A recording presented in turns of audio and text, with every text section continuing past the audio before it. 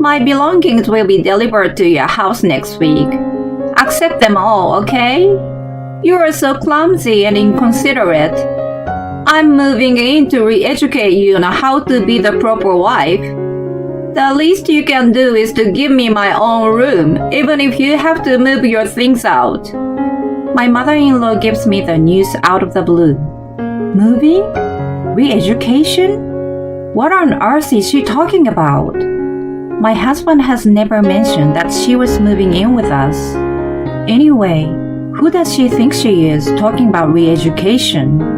She doesn't care about my feelings and really moves in the week after. When she sees her son in the house, she screams like Munch. This is when she comes to know who really needs to be re-educated. She also realizes that there is no house for her to live in, because my real home is. I was a working wife who had been married for 3 years. I met my husband Marcus through a friend, and we hit it off right away. After 2 years of dating, we got married. We were both working. We've lived alone before, so both of us were capable of doing a full range of housework. After we got married, we decided that whoever noticed it or had free time would take care of it. This policy seemed to suit us better than a clear division of chores. We never had any dispute over them. When my work became busier, Marcus' share of the workload increased a little at home. Even though it was a rule that we had decided upon together, I felt a little bad about it. I made up for it by buying him nice dessert and treating him to a meal on weekends. I felt like I was bribing him with food, but he always said, "I'm happy to do it this way, rather than overwhelming you at home." I was reassured that I married a really good guy. I prayed that those happy days would last forever. Just as I was hoping, my father-in-law passed away. He had married late, so he was already quite old. It was sad, but Marcus accepted it as inevitable to a certain extent. For my mother-in-law Louise, who had been with him for many years, it was not that easy. She must have felt so lonely after the sudden loss of her husband that she struggled to be alone and began to visit us frequently. On weekdays, she came over after we got home from work. On weekends, she sometimes showed up in the morning. To be honest, it was a little hard for me to entertain her from the morning on my days off. Although I was quite tired from work, I couldn't neglect a grieving mother-in-law. I was determined to help her heal and recover as much as possible. As she continued to rely on us, I noticed that the reason for her visit had somehow changed. In the beginning, we just chit-chatted over meals and drinks.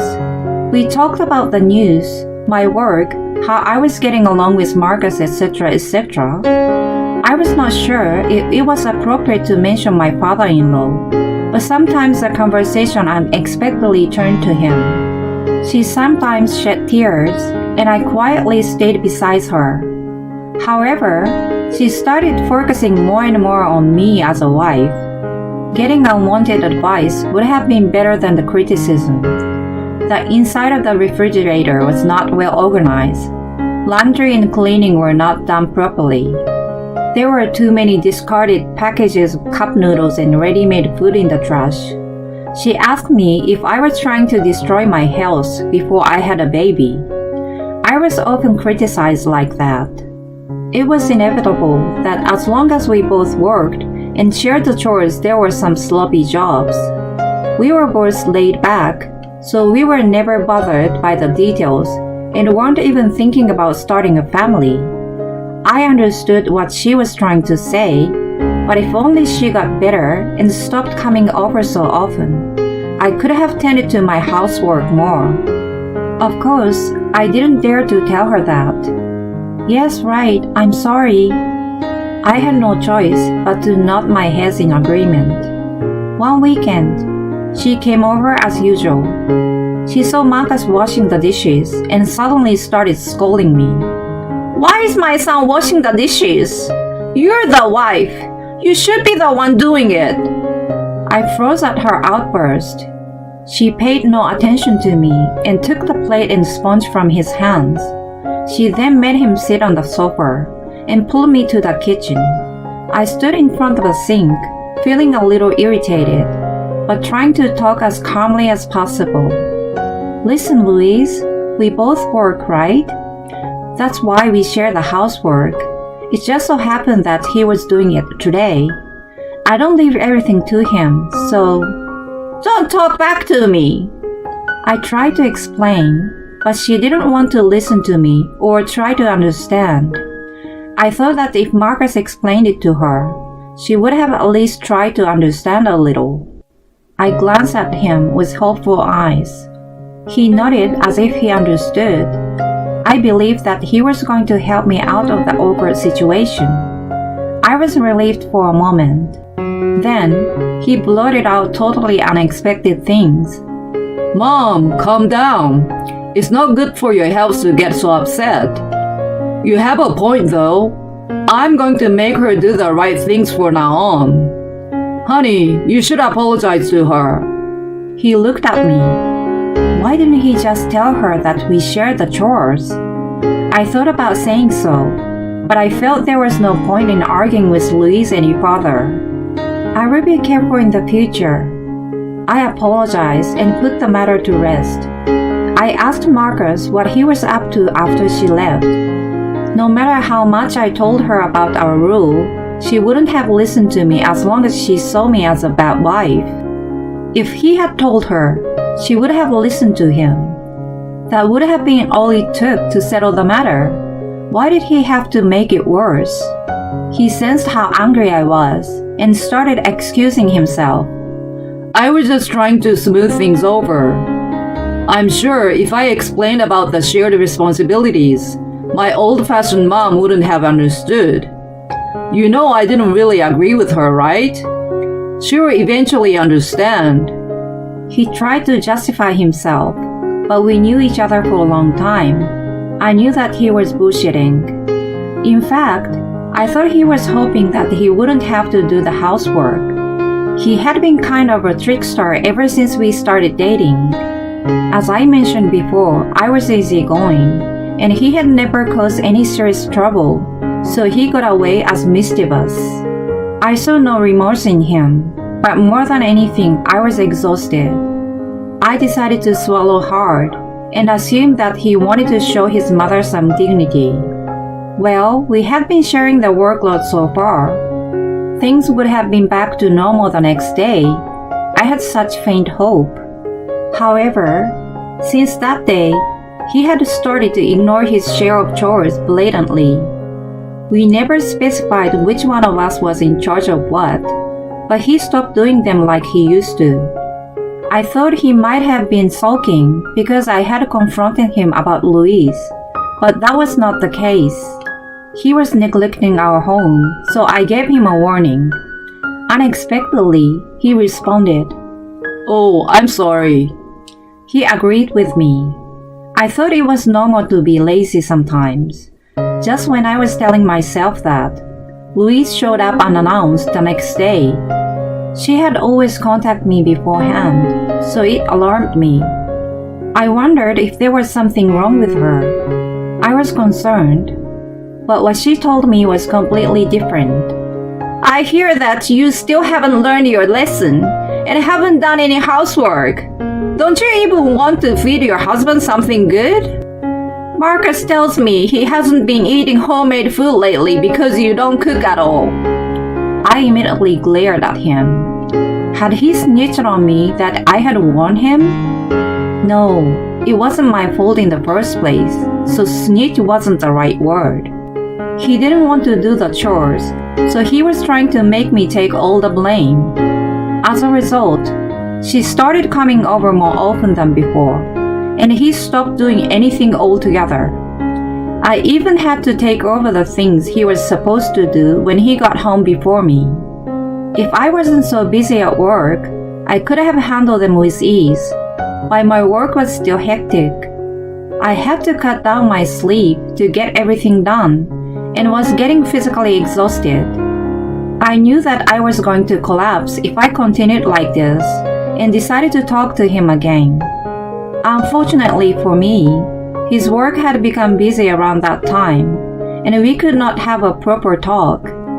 I thought it was inevitable if it was work, but his schedule was outrageous. It was normal for him to come home well after midnight during the week. On weekends, he worked all day long, and in the worst cases, he stayed overnight at the office, saying the commute was a waste of time. Just the other day, I was thinking of discussing Luis, but then I was worried that he was overworked. When I saw him at home, I asked him if he was okay. He replied without a trace of fatigue. Yes, I'm fine. I was relieved to hear that, but I thought he looked too energetic. If he was working that hard, he should have shown a little bit of fatigue in his appearance. I wondered how he had so much stamina. I was truly perplexed. If his company was making him work as much as he did, they might have been violating the fair labor standards. I decided to talk my colleague. Her family member worked for the same company as him. When I told her about the way Marcus was working, she looked at me puzzled. It is indeed a busy season right now, but I don't think they have to work that hard. It may vary from department to department. Even so, they are very strict about hours nowadays, unlike in the past. In other words, Marcus' hard work was not a complete lie, but it was not completely true either. I had a hunch. He didn't come home from work. I was also busy with mine. Because of my frantic life, I could not keep up with the housework. The house was in a miserable state. I was supposed to get a day off the next day. If I spent the whole day, the house would have been back in order. That was my plan. But then, Luis showed up to my dismay. What in the world happened in this house? The moment I entrust you with the housework, it becomes like this? No wonder my son has been doing it.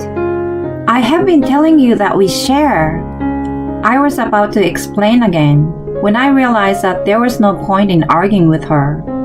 As I was hesitating, she made a gesture as if she had just thought of something. I'm going back home for today. I just remembered something to do. She headed for the door. I was ready to be scolded, so I felt a bit deflated. If the monster had gone away by itself, I had nothing to complain about though. A few days later, she declared something frightening. Hello. My belongings will be delivered to your house next week. Accept them all, okay? After seeing the house in such a state, I can't just not to do anything. You are so clumsy and inconsiderate. For the sake of my son, I'm going to train you how to be the proper wife. I'm going out of my way to move in with you. The least you can do is to give me my own room, even if you have to move your things out. As soon as I answered the phone, she ranted selfishly. There wasn't even a discussion about her move, but her belongings were already on the way. I was sick and tired of her treating me as a fool. If that was how she wanted to play, I had a plan too. I had been contemplating it for some time and decided to act on it then. The day the package arrived and she was moving in, I received a call from her. I didn't feel like dealing with her, so I kept ignoring the calls. She kept calling again and again without a pause for eternity. I had no choice but to answer the phone and heard her shrieking on the other end. What in the world is going on? Where are you? Who the hell is the woman with my son? It was the first time I had ever heard her lose control of herself, and I couldn't help but laugh at her. What's so funny? She asked, sounded irritated, but there was no other way I could react. I didn't think my plan was going to work out so perfectly. I was not home that day. I told Marcus that I was going to see my parents for a couple of days. I expected that he was going to bring his lover into the house while I was gone. When there was a discrepancy between his busy schedule and the information from my colleague, I asked a private investigator to look into his whereabouts. It turned out that he was having an affair with his younger colleague. On weekdays, he used the company car to drive back to our house with her. On weekends, he was going to hotels near and far from home. He was even getting paid overtime for working after hours to make up for the time he spent cheating on me. There was no way that such a man wasn't going to have the woman over while I was away. He was probably planning to have his way at home until he was drained out. But Louise and the movers arrived. I wanted to reveal the debauched and sinful son to her. That was my plan. I told her all of that. She was in total shock. I could only hear her making gasping sounds. It was a pity that I couldn't see what kind of face she was making. By the way, I was not with my parents. I was actually visiting a realtor to sign a contract for a new house and cancel the lease of my current one. I was in the middle of it when I got a call from her, and my realtor was patiently waiting for me to finish. Listen, Louise, I'm busy canceling the lease for my house and stuff, so I will cut to the chase. You made a fool of me and told me that I needed to be trained. Do you realize who really needs it now? And you insinuate that woman do the housework. Who do you think pays the rent of that house? Me. He shared the housework because I was busier and made more money than him. Oh, but he's busy shaking his hips for another woman now, right? Well, I can care less. As for divorce and alimony, my attorney will contact him at a later date. Don't get in touch with me ever again. I was about to hang up the phone and heard her sobbing and pleading with me. I just terminated my lease on my old house. Where am I supposed to go if this house is no more? She had been enjoying picking on me, yet she relied on me when inconvenienced. It's none of my business. Talk to your idiot son. I hung up the phone for real. A few days later, I filed for divorce and 100,000 alimony was being negotiated. I didn't doubt my excellent attorney. Marcus, of course, was dismissed from his job along with his lover because of the incident. I heard through my attorney that he was dumped by her, who told him that she should not have gotten involved. I would have loved to see the two idiots get together and lead a miserable life, but I erased such a wicked thought immediately. Instead, I was told an interesting story. There was still one mystery left. How did Marcus keep up with both busy work and affairs without any sign of exhaustion? One factor could have been that he was enjoying the affair so much that adrenaline helped him. The biggest factor was simply that he was using a lot of over-the-counter energy boosters. As a result, he developed some internal organ problems as a side effect of the drugs, and he could no longer work as much as he used to. Excessive consumption of substances is always a bad idea. The lease of the previous house is terminated as declared.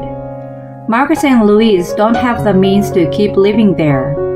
I don't know where or how they are currently living, or even if they are still alive. They don't matter to me anymore. I am more excited about my new life of freedom.